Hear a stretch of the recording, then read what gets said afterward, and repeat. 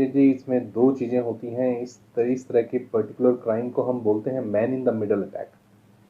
जो क्रिमिनल्स होते हैं, साइबर क्रिमिनल्स होते हैं या हैकर्स होते हैं, वो आपकी आईडीज़ के बीच में, आपकी जो कम्युनिकेशन होती है 2 मेल्स के बीच में, उसके बीच में अपना सर्वर इंटरजेक्ट कर लेते हैं और अपना डेटा जो आपकी ईमेल जाएगी, वो उनके सर्वर से होके जाएगी और आपके डेटा को रिप्लेस कर दिया जाएगा पर्टिकुलरली।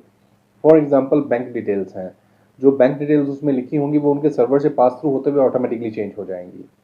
दूसरा तरीका इसका होता है कि ये लोग इनकी मेल आईडीज हैक कर लेते हैं। मेल आईडी हैक करने के बाद उसमें से वो मेल भेजते हैं, सेंट आइटम से डिलीट कर देते हैं। तो आपको कभी पता ही नहीं लगता कि आपके यहाँ से कोई मेल भी गई है या नहीं गई है।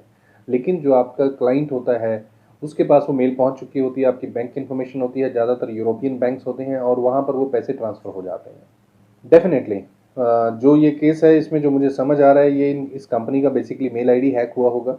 उस मेल आईडी को हैक करके उस हैकर ने उसको यूज़ किया है कम्युनिकेशन करने के लिए दूसरी कंपनी से, और उसने उस कंपनी की जितनी कम्युनिकेशन आई होगी उसको वो खुद हैंडल करता होगा और डिलीट कर देता होगा इनके रीड करने से पहले ही। देखिए, मेल आईडी ये डिपेंड करता है कि आपने होस्ट कहाँ की हुई है। बहुत सारी चीज़ें होती हैं मेल आईडी को हैक होने के पीछे। सबसे बड़ा रीज़न एक ये है कि हम लोग जो है, स्पेशली आज की डेट में बहुत से बिजनेस मैंने देखे हैं, वो मेल की सिक्योरिटी को कोई प्रायोरिटी नहीं देते। वो लोग एक सिंपल से सर्वर पे जहाँ पर फ्री के मेल आईडीज़ मिलते हैं वहाँ पे ईमेल होस्ट करके कम्युनिकेट करना शुरू कर देते हैं। बहुत सी ऐसी कंपनीज़ हैं जो याहू के फ्री मेल आईडी यूज़ कर रही हैं, जीमेल के फ्री मेल आईडी यूज़ कर रही हैं। कोई वहाँ पर ऑथेंटिकेशन नहीं है। तीसरा रीज़न आता है कि आपके सिस्टम कितने सिक्योर हैं जहाँ से वो मेल्स आप हैक कर रहे हैं, सॉरी ऑपरेट कर रहे हैं। अगर आपके सिस्टम इन्फेक्टेड हैं, मालवेयर्स हैं उन पे, तो वो आपके मेल आईडी पासवर्ड्स वहाँ से लेके आपके ट्रांसफ़र कर देते हैं हैकर्स को बैक एंड में। तो इस तरीके से मेल आईडीज़ हैक होती हैं। बहुत सारे लोगों को मैंने देखा, हमारे पास बहुत से क्लाइंट आते हैं जिनकी मेल आईडीज़ इस तरह से हैक होती हैं या सिक्योर नहीं होती। बहुत और सारे रीज़न होते हैं उनके पास।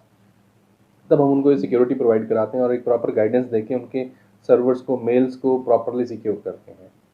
देखिए, आज की डेट में साइबर सिक्योरिटी जो है वो सबसे नेग्लेक्टेड एरिया है या सबसे ज़्यादा इग्नोर्ड एरिया है।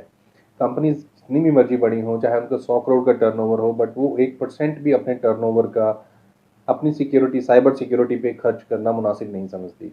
आज की डेट में आईटी जो है हर बिजनेस का बैकबोन है। उसके ऊपर कोई भी खर्च करना पसंद नहीं करता, ना अपग्रेड करना पसंद करता है, ना अच्छे ढंग से फायरवॉल्स लगाते हैं, ना अच्छे ढंग की फायरवॉल कॉन्फ़िगरेशन कराते हैं। कई जगह पे फायरवॉल परचेज़ कर ली जाती हैं लेकिन वो कॉन्फ़िगर नहीं की जाती, तो उसका कोई फ़ायदा नहीं होता। तो इसको बचने के लिए सबसे पहले ज़रूरी है कि आप अपनी रिक्वायरमेंट को अच्छी तरीके से समझिए कि आपके कितने मेल आईडी आवश्यक हैं, किस तरीके से आपकी मेल ऑपरेट होनी चाहिए। आपकी ईमेल्स जो हैं आपकी एक बहुत ही इम्पोर्टेंट प्रॉपर्टी है, आप इसको नेग्लेक्ट मत कीजिए। किसी ज़माने में अगर हम देखते थे कि लोग फाइलें रखते थे, उन फाइलों को अलमारी में रख के ताला लगाते थे। आज की डेट में आपका सारा डेटा ऑनलाइन है, आपने उसके ऊपर कौन-सा ताला लगाया है? कितने लोगों के पास उस मेल का एक्सेस है? और वो और कहाँ-कहाँ से एक्सेस हो सकती है? इसके बारे में ध्यान देना कोई भी सोचता ही नहीं है। तभी जाके इतनी सारी मेल आईडी हैक होने के हमारे पास रोज़ केसेज़ सामने आते हैं।